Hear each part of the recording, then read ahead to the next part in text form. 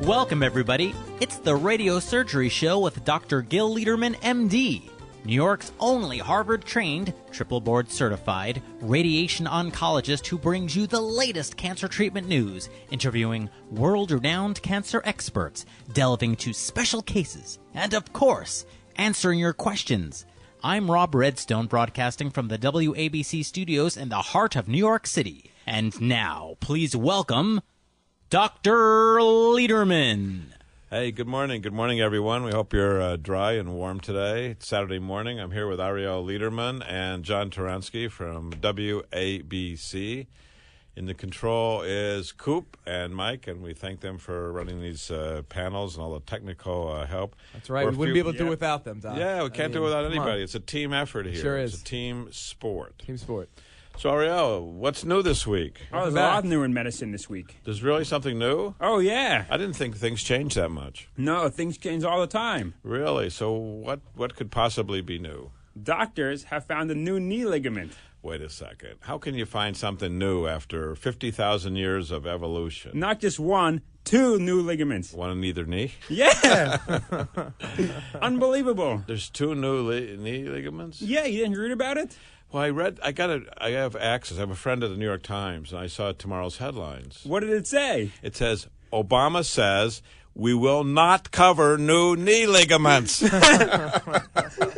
He's always like from behind. He's always a day late, this guy. Something else.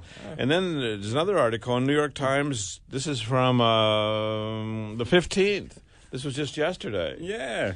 And New York Times is not exactly anti-Obama, No, right? they're certainly not. They're like they like him. They write his script, Right? Correct.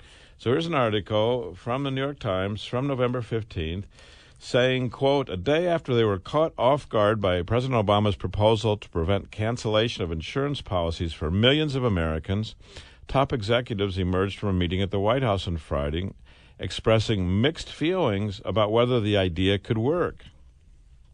Now, this was a hastily called meeting by the White House to address the issue of American people who heard, I don't know if you heard Obama say, but he told me that if you had your policy and you liked it, you could keep it, period. He told me the same thing. That's what was said. Did you hear that? I sure did. How many times did we hear that from him? Many, countless. Countless. Like all the lectures, all the speeches, all the debates. If you like your doctor, you can keep your doctor, right? Yeah, that's what I was told. And it was funny because that was before the election, and in 2009, 2010, apparently White House staff knew that wasn't true, and they decided, they had discussions whether to go with that statement or to go with the truth. Right. And obviously they chose to reassure people that have their doctors, have their insurance, period, before the election, because they knew how frightening it would be for this whole health thing to blow up. I'm sure if this happened before the election, it might be a different turnout. I think it's very likely. Yes. So anyway, Obama met with the chief executives. The New York Times said the cancellations left the president vulnerable to assertions he had gone back on an often repeated promise that consumers could keep their current plans if they were happy with them. And the New York Times went on to say the insurers, the leading insurers in America met with him, many of whom expressed anger that the president hadn't consulted with them before Thursday's announcement. They said they came away from the meeting willing to work with the White House on cancellation of policies, and still protect the financial viability of the new insurance marketplaces. But they wouldn't discuss how the goal might be achieved. And furthermore, at the meeting, the insurers emphasized their concerns that the president's proposal could actually lead to higher insurance prices. Now, I don't know about you guys, but my prices have already gone up, and I think most people, the prices have gone up a lot. Without a doubt. So why is it that if you can keep your own policy, health insurance prices are going to go up? How is it? Okay, well, how is it? Okay, that's exactly right. Well, the problem is that if they let people keep their older policies may be lower-priced policies. And the whole idea of this Obamacare is to get everyone paying more, right? So if they have a group of people paying less, what happens to the other people? They pay more. They pay more. Right. So the whole idea here is why Obama didn't want people to actually keep their old policies are that if you pay less, if you like your policies and pay less, everyone else is going to pay more. And in fact, everyone's paying more already because, look, John, you're 25. You're paying for maternity care, which, God bless America, everyone should have. But, Right. You're paying for maternity care. You're paying for a lot of things Sure. that you don't really need. Right. If it was car insurance, you'd be paying for everyone else's car but yours. Exactly. Right. And that's the whole issue. How much you're going to pay, and how are they going to get someone like you or Ariel, another 25-year-old, to spend a lot of money on insurance beyond what they really need. Sure. Because if they don't spend that extra money, everyone else will have to They pay have more. to fill the void of the Right, they financial have to void. fill the void. And Yeah. that's, finally we're seeing the curtains coming off of Obamacare. And New York Times again said, insurers emphasized that the new insurance markets would need to have a balanced mix of people, meaning Healthy people. healthy people, not healthy people, because they want the healthy people to pay for the non-healthy people, which is great if you're not healthy. That's fine, but why didn't they tell us this in advance?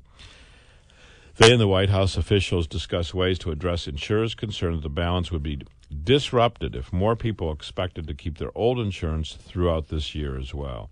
And Obama only promised now you can keep it for 1 year. Right. Now, Congress voted a bill that you can actually keep your health insurance as long as you want, right, which would lead even to more chaos. But that's really what Obama promised us. You can keep your policy. He didn't say you can keep your policy for 6 months. He said you can keep your policy. So, again, Logan Harrison, the commissioner of Indiana Department of Insurance, said, this is absurd. The president made a pure political decision that punts his problems squarely into the laps of state insurance commissioners. It's unfair to us and our citizens.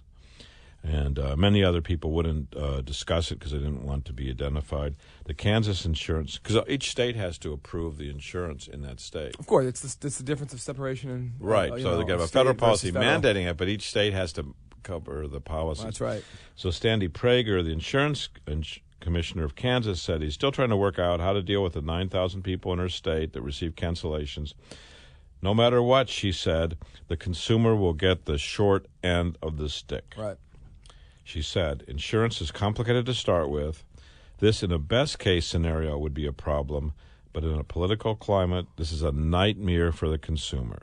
Nightmare for the consumer. So that's what we've got.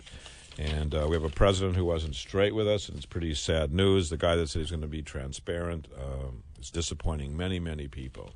We want to talk about health care. We're here to talk about how to make your life better, talk about cancer news, cancer update, cancer cases, have experts. Tomorrow night we have a special expert, Dr. Bill Grace, is going to talk about how you can make custom-made chemotherapy. So if you have a cancer and you're getting chemotherapy, are you getting the right chemotherapy? Are you getting a chemotherapy that has a chance of working in you or almost no chance in working in you? And imagine if you could predict whether the chemo would work or not. Wouldn't you rather have a chemo that has a higher rate of working rather than a lower rate of working? Of course. And it doesn't make sense to take Right. chemo that has a low rate of working. Yep. So there's tests now, and Dr. Grace is really leading the charge on this issue. He'll be on WOR on our second show tomorrow night from 9 to 10 p.m. Special guest. You can call in your questions. If you have a tough cancer case, you can call in the show. You can call us anytime at 212-CHOICES, 212-246-4237. Choices, 212. 24/7, right, Doc? 24/7, That's it. call whenever you want. I've called you middle of the night, and there you are. Yeah, that is correct. That is exactly correct. So we have a lot of interesting cases. Ariel, we have a woman who came 3 years ago. She didn't come to me then. She had an acoustic neuroma that was 8 millimeters in size. So 8 millimeters is about a third of an inch. So it's 2.54 centimeters an inch, 25 millimeters an inch. So it's a third of an inch. That's pretty big. And acoustic neuromas are benign tumors of the hearing nerve, the eighth nerve, right? Benign, but you can keep growing and expanding and compressing that nerve. Right. So in brain tumors, when you have a benign brain tumor, it's different than others because the brain is locked in the skull. The skull is very rigid. It's not going to expand. God gave us the skull to protect our brain, right? Yes. But it's certain, and usually it helps, right? It helps, except if the tumor is inside the brain. So if the tumors, so it helps you if you're going out walking down the street and someone hits you on the head. They hit your skull and not your brain. You don't get a stroke, right? I don't want to get hit at all. We don't want anyone to get hit. But